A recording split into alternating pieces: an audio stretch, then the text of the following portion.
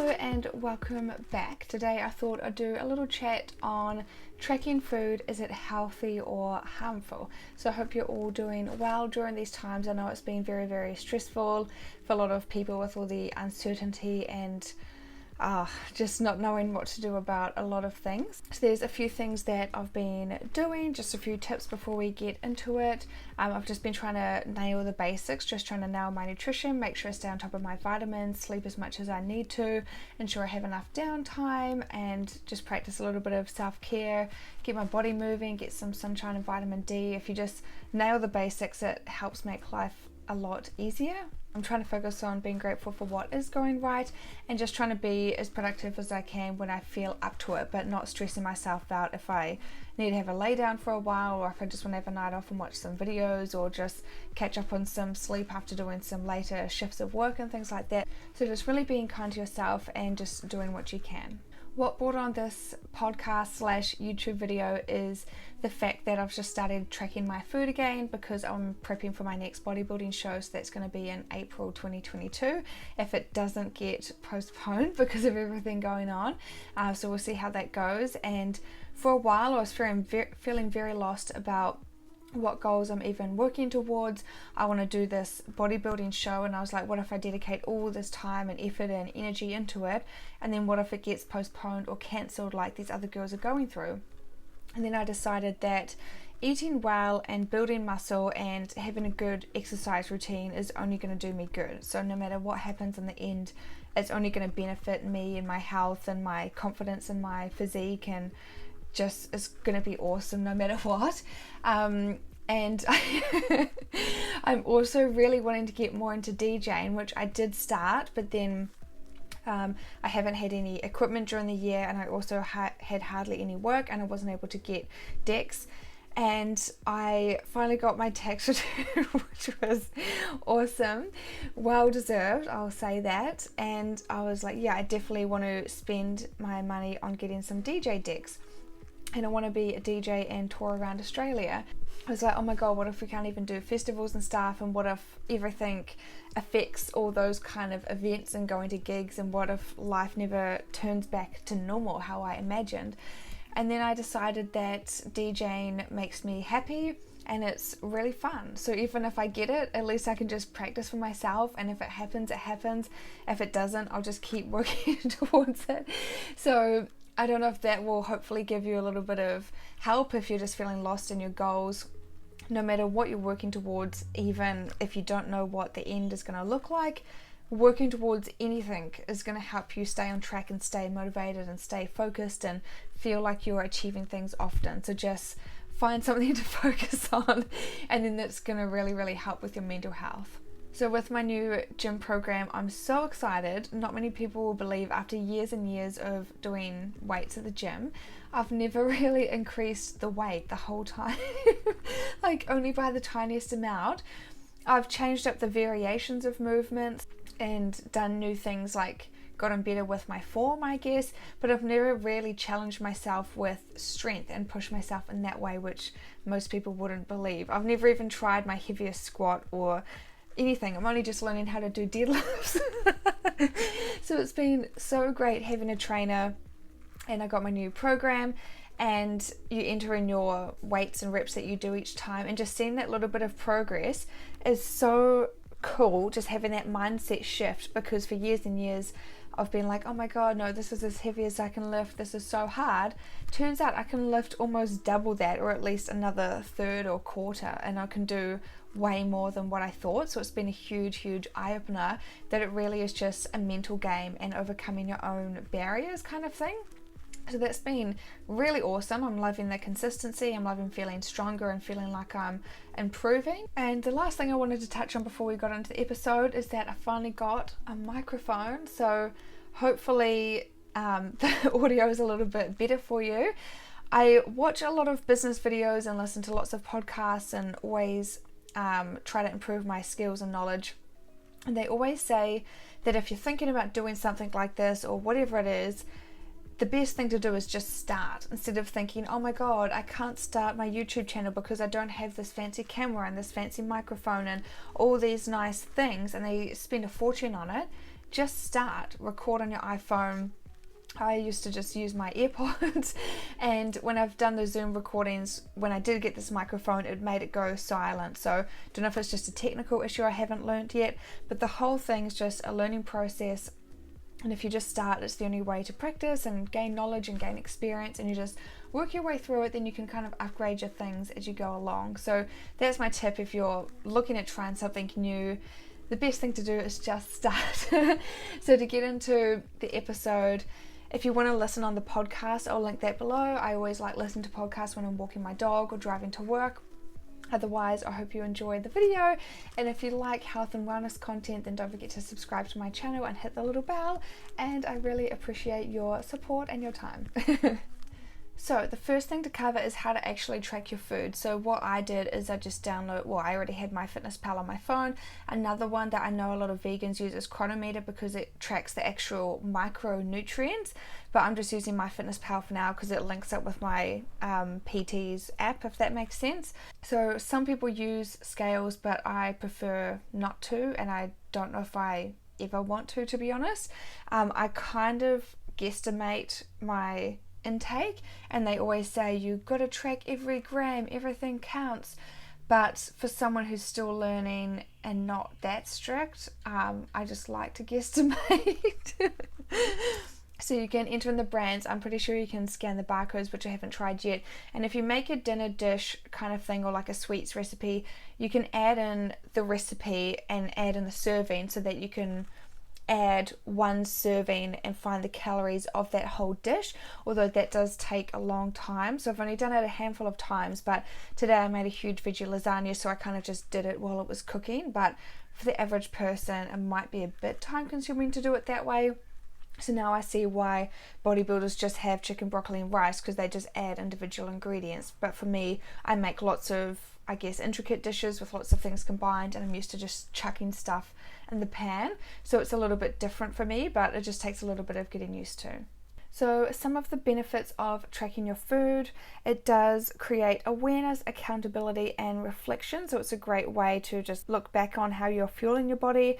It's a good way to identify patterns, different habits that you might have without realizing. So if you pick up something sweet, like if you stop in at the gas station and get something sweet to eat or something deep fried, but if it's a regular habit, but you may not realize that you're really doing it and how it adds up until you see it like that. It can show you how much you eat and how often. It can help with weight loss when done correctly. A food log can help detect intolerances. It can be a learning tool. So yesterday I went out to meet a friend for coffee and juice, and I got a lunch as well. So I got a beetroot and ginger juice, and I couldn't decide what to order for lunch. I didn't know whether to get my usual bagel, but I get it every time. The burger on the menu was a bit too big, but I probably should have ordered that with a salad instead of fries. But the meal I got was zucchini noodles with pesto and mushrooms, which is a very beautiful dish. It was absolutely lovely. But before I tracked, I never would have realized that it was nutritionally inadequate, because it didn't really have a protein source. Like if you ate meat, they would usually have chicken, or for a vegan dish they should have some kind of protein source and alternative in there. And I did find that I was actually hungry by the time I walked home, and I was snacking on some like deep fried, it was like some mushroom chips, but they're still full of oil and stuff. So even though I made a healthy option, it still didn't satisfy me, that I still had an unhealthy snack afterwards to kind of fill the gap, if that makes sense. So it can definitely be used as a learning tool to see, to make sure that you're like filling your plate adequately. And for the future, if I was to ever order it again, I could get like a veggie patty on the side, or get something added to it to make it like a proper meal, if that makes sense. Another one for it to be used as a learning tool, I even seen that when I put margarine on my toast in the morning, it's like almost 60 calories just for that, and that's only a tiny bit of taste. It doesn't add any fullness, or it doesn't really affect anything. It's just for our personal enjoyment. So little things like that can add up quickly. And I can see why bodybuilders and stuff get really scared of fats, because fats are very calorie dense, although I really do enjoy fats because I think it's very helpful for women's hormones and also our brain health and all that kind of thing. So it's about finding that balance. It can be helpful for a short period of time to understand food, but doesn't have to be necessary long term, and it can cause social isolation with dining out and events. So I do notice a lot of people, some of them take their own food to events if they're doing like a bodybuilding prep kind of thing, but just for the average person, you don't really need to worry about that stuff. Sometimes I just put in the ingredients that I think was in the dish and probably equate for a bit more, because they'll probably add more oils and different things to the food that you may not be aware of. Otherwise, I just try to find a dish that sounds similar and just chuck it in there for the sake of it, but I'm not too picky on having the exact amount if I'm out with my friends enjoying dinner and a wine or something like that. I'm just a more relaxed person, I guess. Some of the cons include people can often focus on calories instead of nutritional quality. I always recommend for people to check the ingredients list. I see these really silly Instagram reels and they say, yeah, find these low calorie options at your supermarket, and it's disgusting processed food. Oh. But I don't have the heart to tell them like that's their thing and they just have a different approach to me, so that's fine. But they'll share like these gross bars or like those gross hot chocolates, and it's only just fake crap with like all these artificial sweeteners and stuff. It's not a health food. And same as those like soup in a cup things, I do have them sometimes, but it's just powder, but they say it's low calorie. But the better option would be to do a homemade soup and keep some in the freezer kind of thing, and actually have vegetables and nutrients for energy, not just some fake powder and water, if that makes sense. So I always tell people to check the ingredients list first. Sugar should never be in the top 3 ingredients of a health food, and also like all the other additives and preservatives and stuff. Obviously I eat some things that are treat foods, and it's totally fine as part of a balanced diet, but not, I don't call it like a health halo or eat this, it's so amazing because it's low calorie. So definitely look out for that. It can create fear around food. I definitely noticed that the first time I ever tracked preparing for my first show. Like peanut butter is so high in calories, but it was what I wanted, so I'm like, oh my god, I can't have this because it's so high in calories, but my body really wants it. And it was like just really confusing for myself, and I just found myself freaking out about a lot of things. It can be time consuming, it can cause over restriction and obsession, and when dining out, people may underestimate the calories if the meals don't match up. I saw someone post this online, and literally the day before I got in like a banana bread from a cafe, and then when I searched banana bread, like all these different ones came up, and I'm like, oh, I think it'll be about 200, but there's other ones that are like 400 calories. You just never know what it is, but you just pick the lowest one because it sounds good.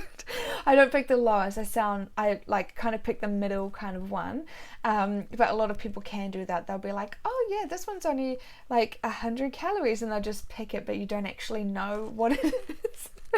So it can be kind of inaccurate if you're getting food from other sources and places.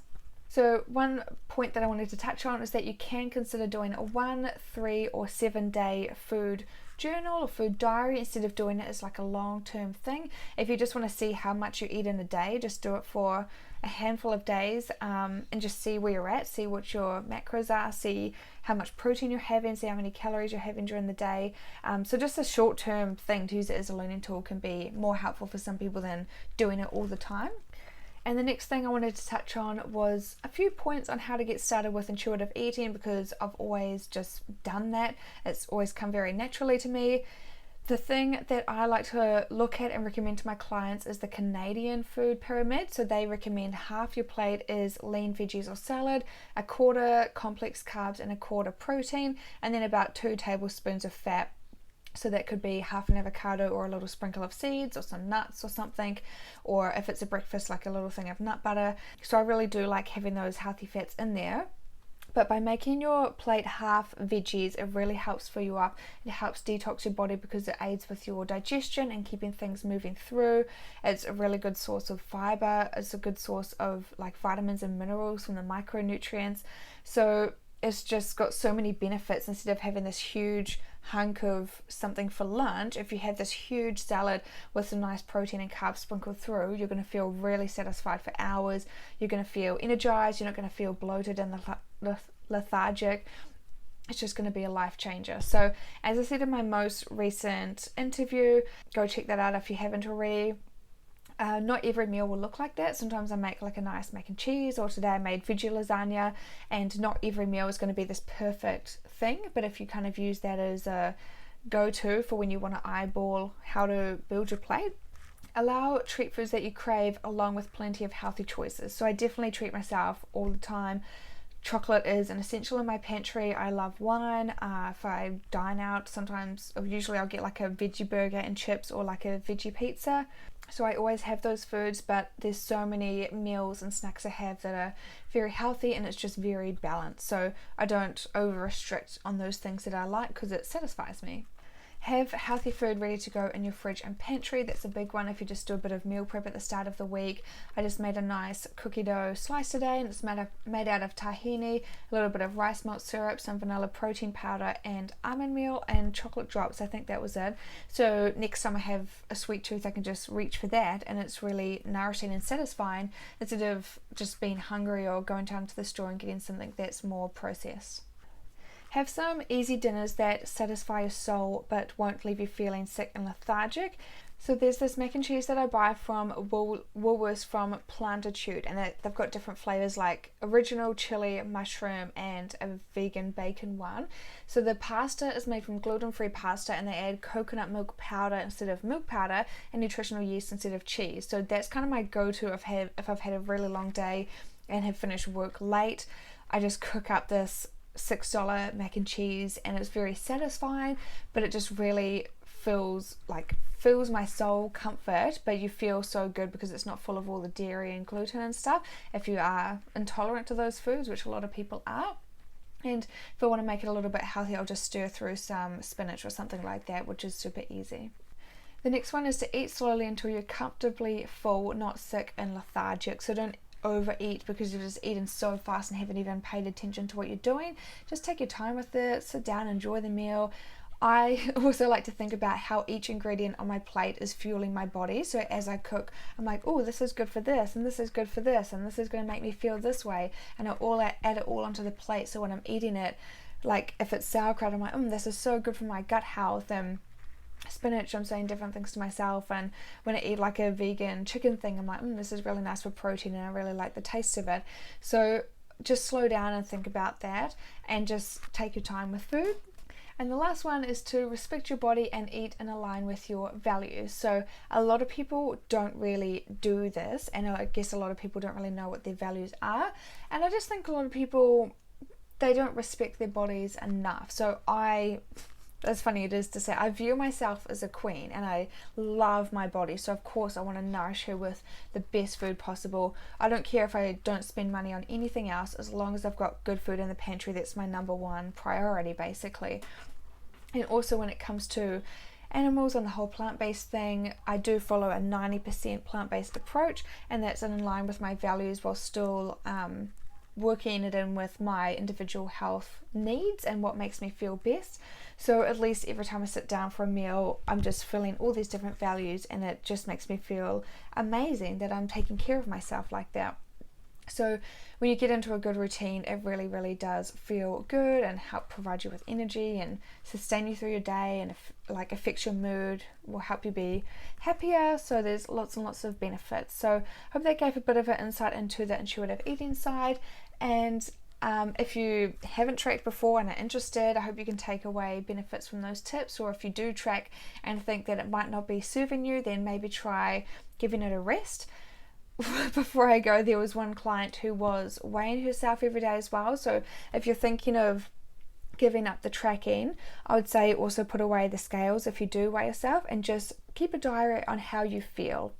That's all you have to do, and then that's going to be great. So I'll wrap up this podcast and YouTube for now. So I hope you enjoyed it. Thank you so much for listening, and I'll see you for the next one. Don't forget, you can also sign up for my free 7-day Real Food Real Quick challenge to find out more about health and nutrition tips. So in this little email course, I cover healthy swaps, some misinformation, food intolerances, an introduction to gut health, overcoming food fear, cravings and guilt, common weight loss mistakes, staying on track when you're stressed, busy and exhausted, as well as some free bonus recipes for my Eat from the Earth meal guide. So head to the link below and I hope you enjoy.